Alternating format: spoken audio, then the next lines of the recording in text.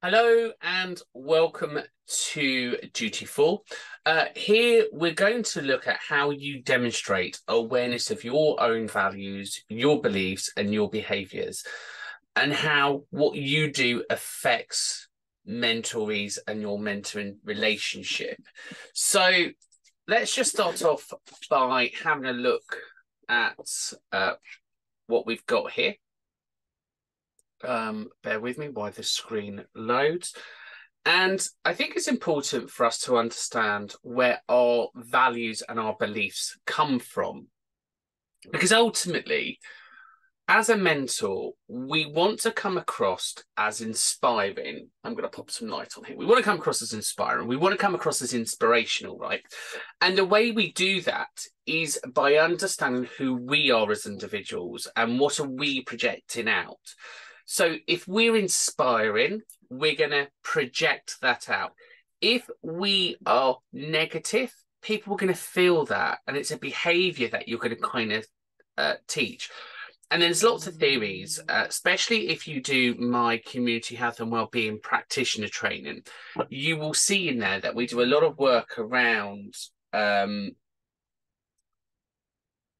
theories of kind of projection and kind of, I can't remember off the top of my head what it's called, but there's a theory about how we interact with people. And ultimately, it's important that we are aware of those around us. So let's just run through some of the things that we can demonstrate to show that we are much more supportive, engaging, and listening as a mentor.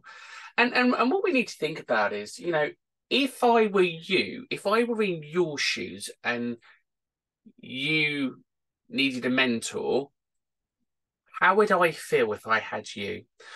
And I can give you a personal story here. When I was doing my nursing degree, it was my final year placement. It was a management placement, and I met my mentor. And I said, "Hi, I'm Steve. I'm apparently your student." And all I got was a stern look and was told, "Well, this is your last placement. You should know what you're doing now. You shouldn't need me. The computer's there. The patients are there. Get on with it." And I just thought to myself, wow, you have literally shot me down before I've even started.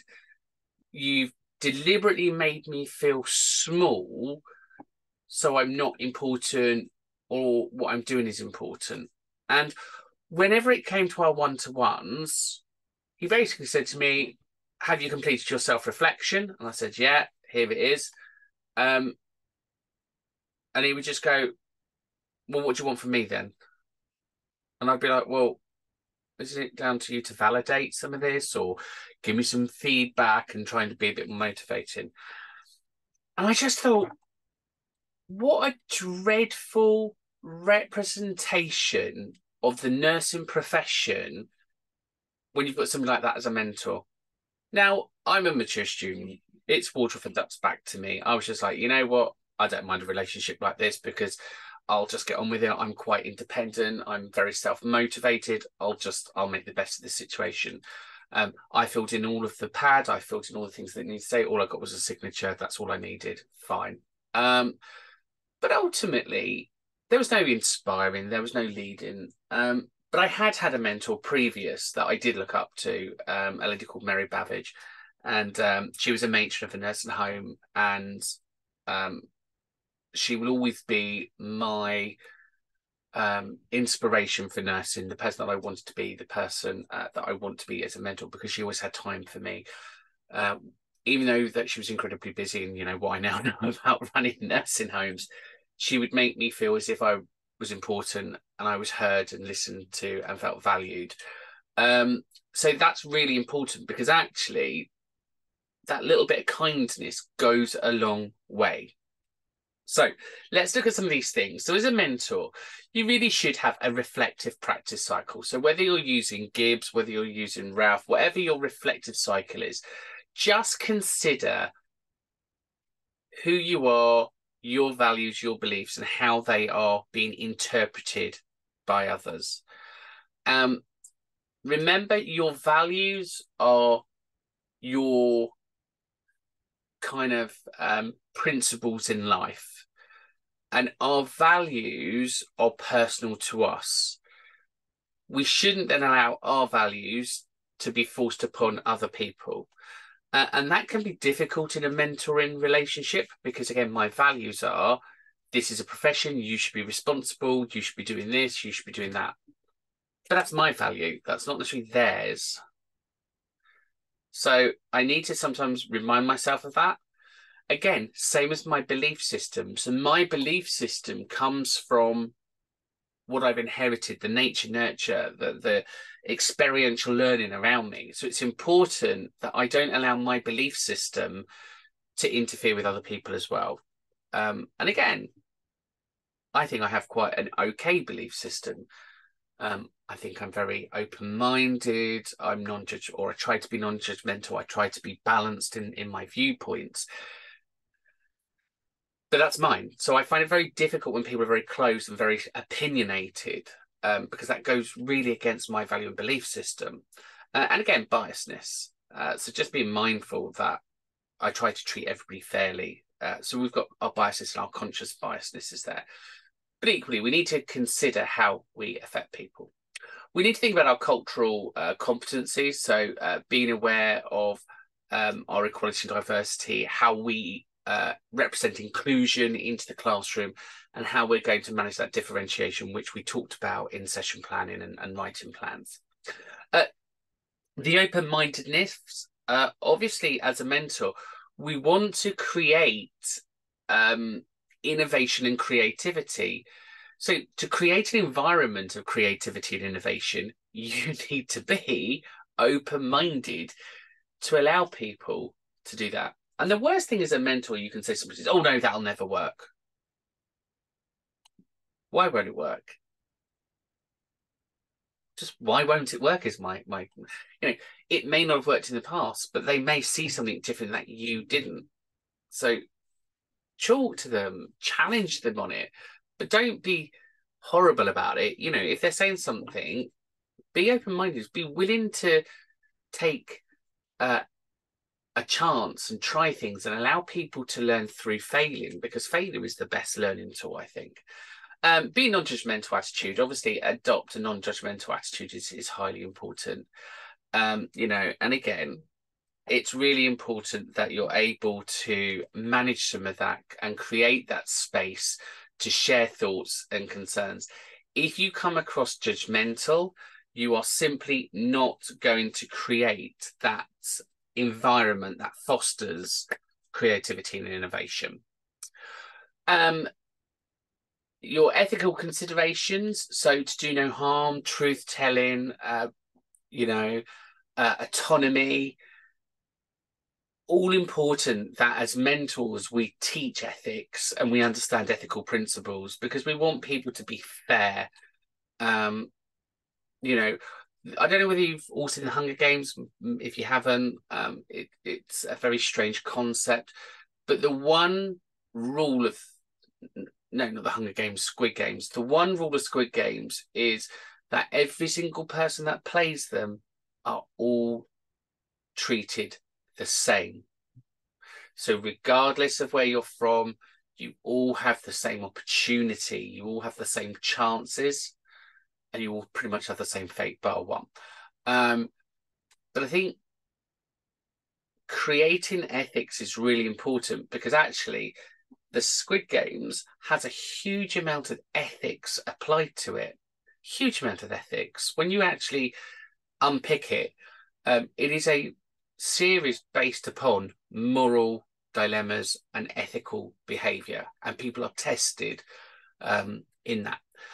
Respect autonomy. You have to respect mentorees' autonomies and choices, even if they differ from your own values, and that can be very difficult. But of course, you need to do that, because you'll end up in conflict otherwise. We don't want that. Think about your empathy and your emotional intelligence, which I can quite honestly now say, subjectively, there is definitely a lack of emotional intelligence. We seem to have lost a level of professionalism. We seem to have got to a point where feelings aren't being managed as well. But emotional intelligence are really important, because you as a mentor need to demonstrate that, because you want to be that role model. Recognizing triggers. So identifying those personal triggers, recognize them, learn when they're coming in, try to manage them. But again, you can be empathetic and respectful. You can apply ethics. Your resilience level as a mentor is going to be very different to your mentorees. You've been there, you've done it, you've got the t-shirt. You're quite resilient in what you're doing, and you expect everyone to be the same as you. And that just takes time. Seek feedback. So from yourself as a mentor, those that I've worked with will know that I will say to them, look, would you mind giving me a bit of feedback on this? I love truthful feedback. I love honest feedback. And I love openness. And I love feedback that has criticism, because it's the criticism that allows us to grow. Obviously, as a mentor, it's your responsibility to maintain your education. So maintaining your understanding of the learning environment, people's needs, laws and legislations within your organisation. You need to set those boundaries, be aware of those, and obviously focus on the needs of your mentoree. So I'm not going to go through the presentation today. I know I have in the other slides, but to be fair, you can run through that and have a read of those. So demonstrate awareness of your own values, beliefs, and behaviours. I've written you a little book here, so that's there for you to go through it and have a read in your own time. So K1 then looks at the roles, the responsibilities of mentoring, understanding organisational professional boundaries, legal and ethical requirements. And I know we've spoken about this, including safeguarding, but it is so important that you understand the role that you're playing as a mentor, and that you're aware of your roles and responsibilities and how they are flexible and how they change. And you need to have that flexibility and that ability to change with it. And that may be meeting individual needs, that may be being tested, that may be offering feedback and encouraging and being supportive. All of those things, you need to be adaptable. You need to understand your organisational boundaries. So make sure that you are aware of your organisation's boundaries, what you can do, what you can't do. Be aware of your own limitations. And again, thinking about accountability and autonomy. How much are you prepared to let your mentors do as a mentor? So I'll give you an example. In nursing, everything we do, we use our PIN against it. And therefore, if I sign you off as competent, I'm using my PIN, so it's trackable back to me that I was the one that said, yes, I think you're capable of doing this. So, for example, when I do blood taking and phlebotomy training, I get everyone to practice on the arm, everyone practices, great. And then I won't let you do blood until you've taken it and I've seen a real live draw. Because it's one thing doing it in a simulated environment, it's another. Now, what I tend to do with a lot of my learners, and again, I don't have massive cohorts each year, so I don't mind. I tend to be the patient where I let them take blood from, just a little amount. And it generally terrifies the mentorees. But as I say to them, as your mentor, I shouldn't let you do something that I wouldn't feel comfortable for you not to do on me or my family first. There's a phrase called the mum test. Would I let you do that on my mum? Be a bit difficult for my mum because she's not long with me, but you could do that with me. I'm happy for you to do that on me. And actually, what 9 out of 10 times happens, people do it and they do it really well. And when we think about blood being taken, 9 out of 10 times, or not, that's probably an exaggeration there. But what tends to happen quite a lot of times, people end up being bruised. And I can honestly say, as a mentor, I have probably had my blood taken in the region of, I don't know, between probably about 150 times now. And I have never been bruised. And that is because, as a mentor, I have taught my learners well. I have given them trust. I have a supportive relationship with them, and I have given them the autonomy to do what they need to do. And because of that, I trust that they're able to do what I've taught them to do. So touch wood, it's never happened. But those professional boundaries I take on my own responsibility, because at the end of the day, it's my teaching, it's my insurance, it's my PIN number. So I take all the risk. But I take that risk in line with professional boundaries. That's my awareness. Now, no one's asking you to do that. But I understand those boundaries. It's very much within your role. What are you allowed to do? What are your boundaries? How far can you go? And just be aware of those. And equally, that then ties nicely into those legal and ethical requirements. So from a legal point, I have my own professional indemnity insurance. And if you're going to be a learning and skills mentor, I highly recommend you get an additional insurance. So you can go to Hiscox or any policy B. It's not a lot. I think I pay about £15 a month. But that covers me for up to £5 million worth of errors. So if somebody makes a mistake and I've taught them, I'm covered.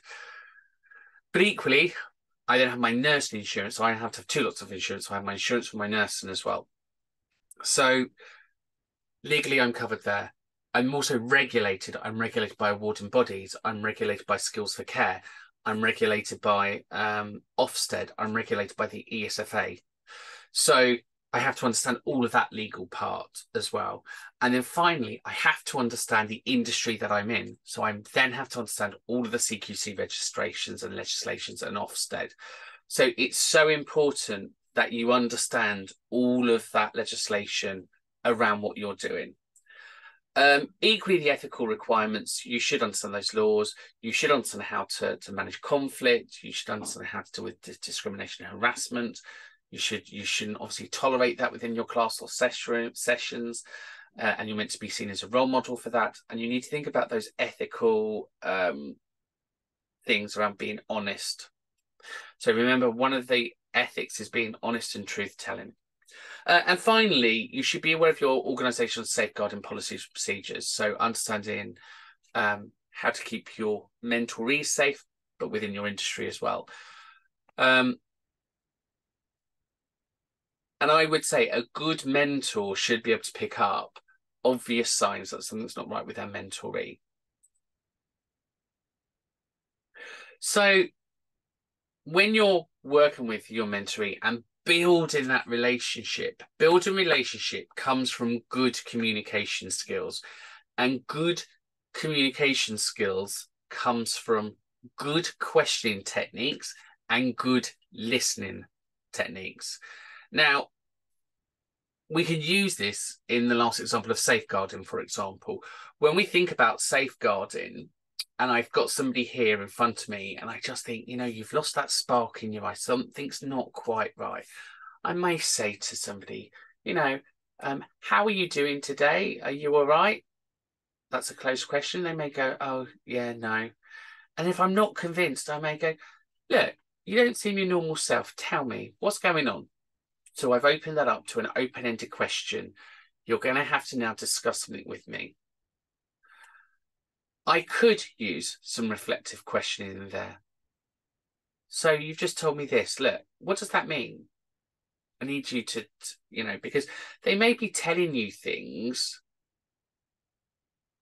and it's down to you to read between the lines for safeguarding. I can see that you're visually down. I can see that you're a bit lower, and now you're almost having to talk in riddles. So I'm trying to work out what the insinuation is. Where are we going with this conversation?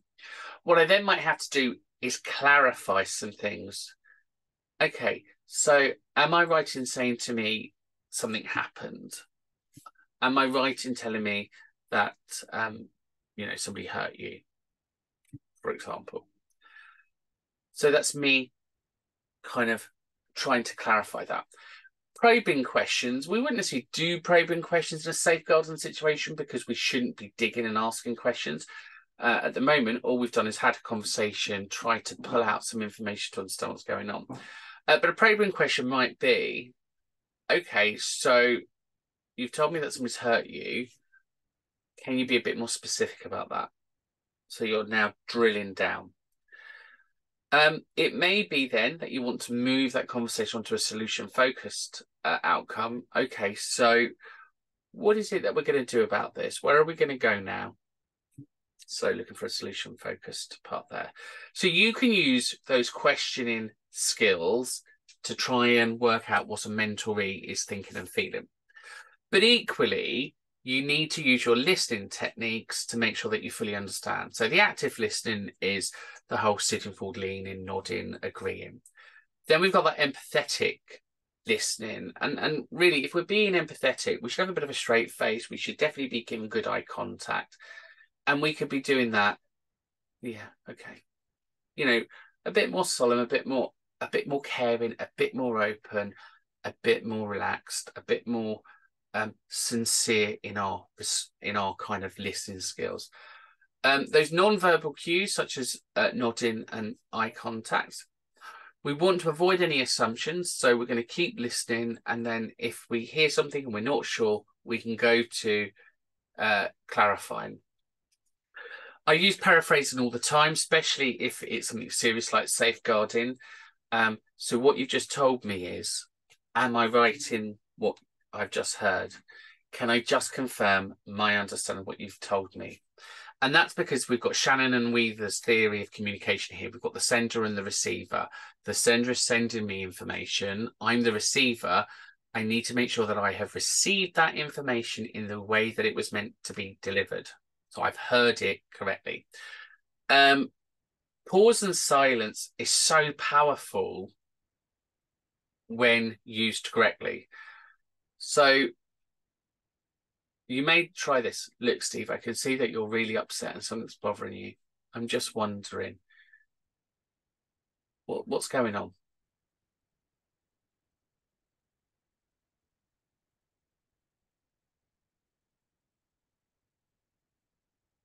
Just pause. Let there be silence. Let them have an opportunity to think and then open up. Avoid follow-up questions. So always always ask follow-up questions. So again, if you need to. So what you're telling me is that. Avoid being judgmental, and obviously just be human with it. Be nice, be kind, be caring. Make sure it's an appropriate place that you're having those conversations. And again, nobody wants to be told bad news in front of people. So whilst you're doing all of that and you're working with your mentoree and you're communicating well, just be mindful of the impact of your own values and beliefs. And we started on this. So be mindful about how you communicate. Avoid biasness and assumptions. You know, not all young people are stupid and not all older people are clever. It's a complete misconception. You know, not all old people are rubbish at IT and not all young people are good at IT. Again, a complete misconception. You know, the amount of times I see people go up to the younger generation and go, oh, you're young, you know how to do this. Yes, they might, but that's a hell of an assumption. Model your behaviour. So again, just project the person that you want them to be. Be sensitive to that cultural awareness. Think about those ethical considerations that we talked about. Think about your feedback delivery. And we've spoken about feedback in the previous lessons, but think about the style that you're going to use and the tone and the environment. Look about how you're going to empower people versus dependency. So we don't want to create a relationship with our mentorees where they depend upon us. Our role is to empower them to make those decisions, to have autonomy and to work on by themselves. Conflict resolution is a great skill, so just be mindful that you can do that with them. And again, it's okay to have a disagreement. It's okay to fall out with people, but do it in a way where it's professional. You know, we don't have to agree with everything. We don't have to be yes men to everything that's being said, or women, or whoever. We just need to understand, and we need to be open to listening.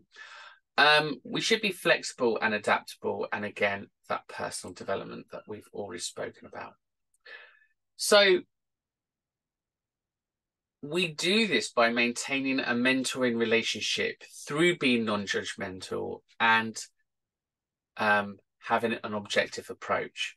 So we do this, and these are the skills in which you now need to start doing. So I want you to think about, after this session, okay, how am I going to embed that now into my practice? So think about your active listening. Try and think about some examples of some times when you can embed that, fully understand it from the mentoree's point of view, and really think about some really good examples. So when I talk to you about your roles and responsibilities, you'll be able to give me some really good examples back, because all of this I'm going to be asking you for, and in your essays that you're going to be writing, I want you to be able to give me an example, which would be great. Think about how you're going to be empathetic, and that can be quite difficult if you're facing a lot of challenges. Think about how you're going to avoid those biasness. Think about how you're going to focus on providing those feedback and those guidance, and think about how you're going to manage some of these behaviours in action. So how are you going to manage lateness? How are you going to manage poor performance? How are you going to manage the kind of a little bit of attitude that comes back your way? Or as I used to say in the industry, insubordination. How are you going to manage all of that? Because again, how you manage that will shape this mentoree's experiences. How are you going to use those open-end questions? How are you going to respect different perspectives? How are you going to maintain that confidentiality? How are you going to offer constructive feedback? And again, remember, constructive feedback should be personal-centered. For me, don't sugarcoat it.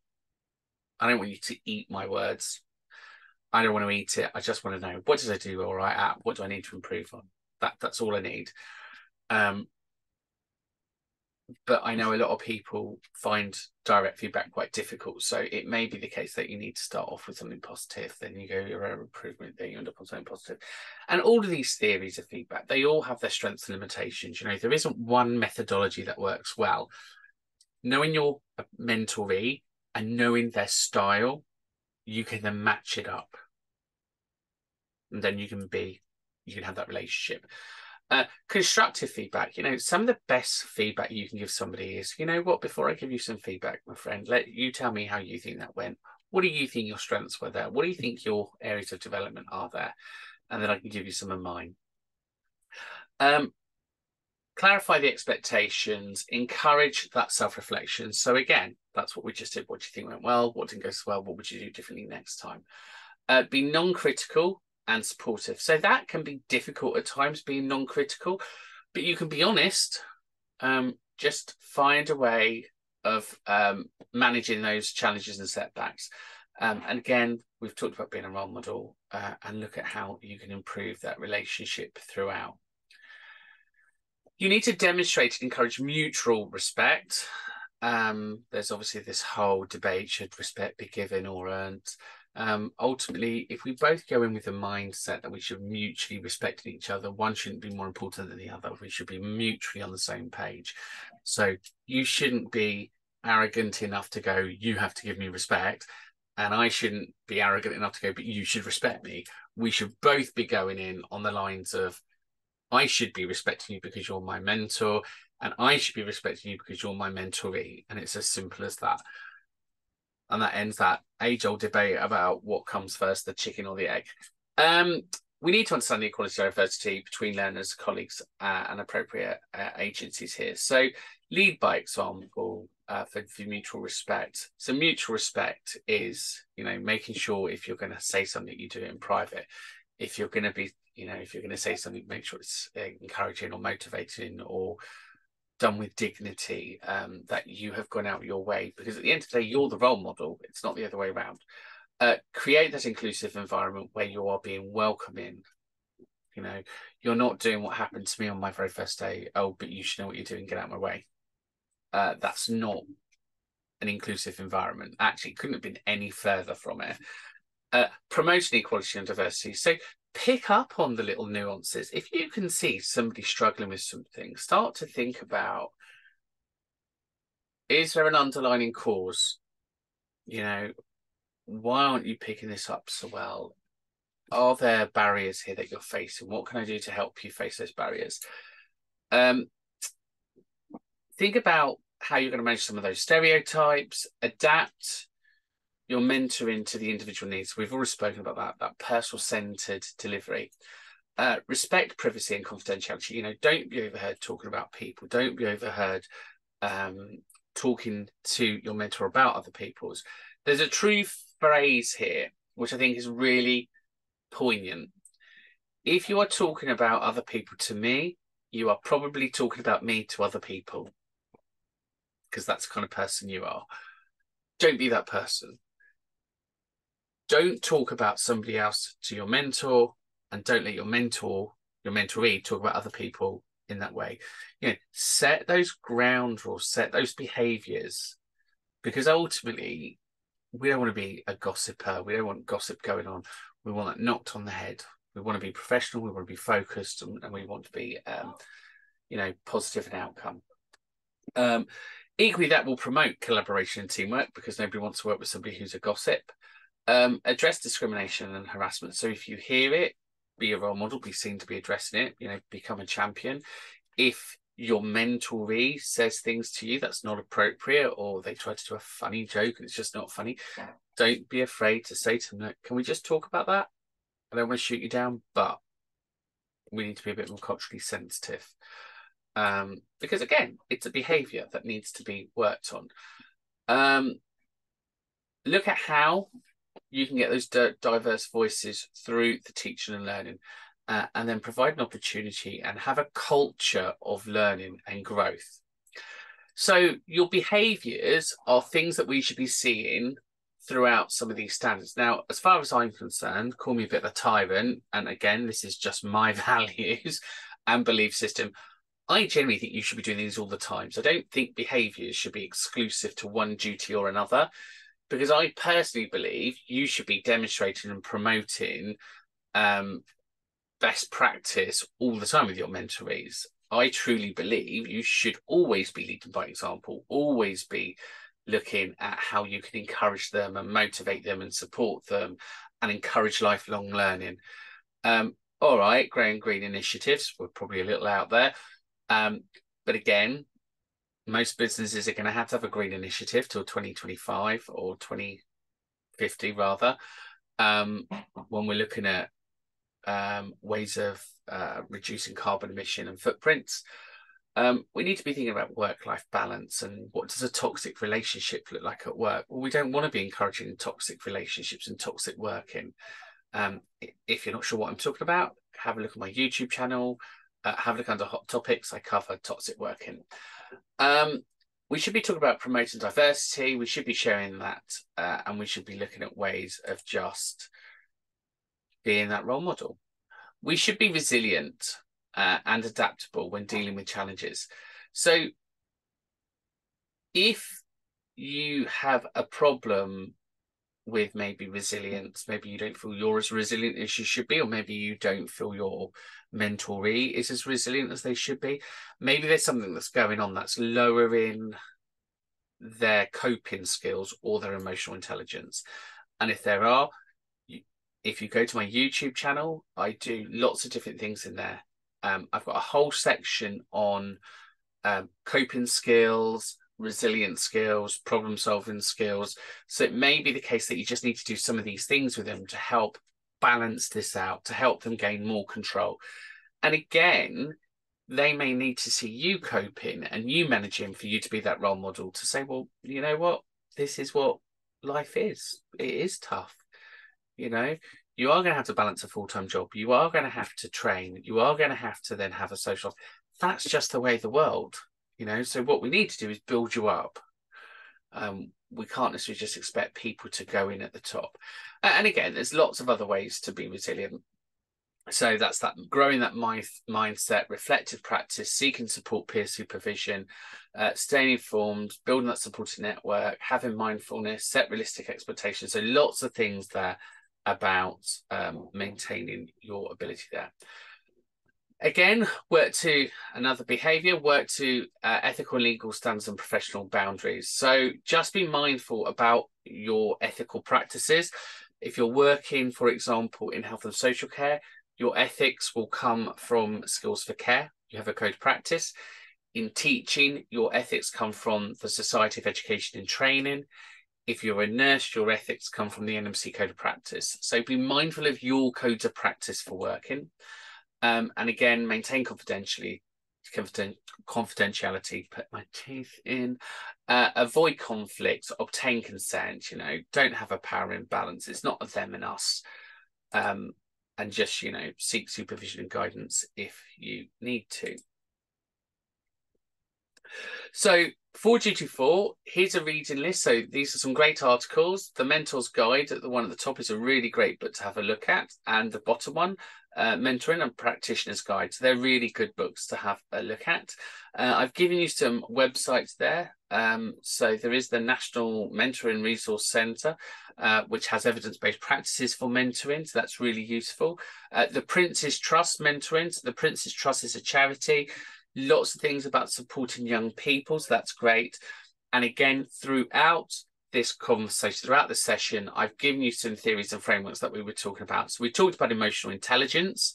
So here's a link to know a bit more about emotional intelligence.